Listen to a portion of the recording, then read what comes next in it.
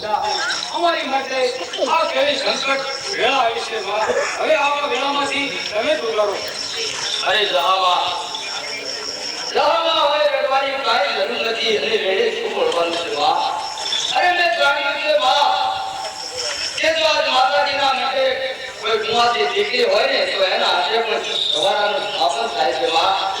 આજ ભુવા આપણા હાજરમાં નથી. અરે મારી મરજી મળે છે માં કે આજ આપણા ભુવાના હાથે દ્વારા મઠમાં લઈ હોવાય.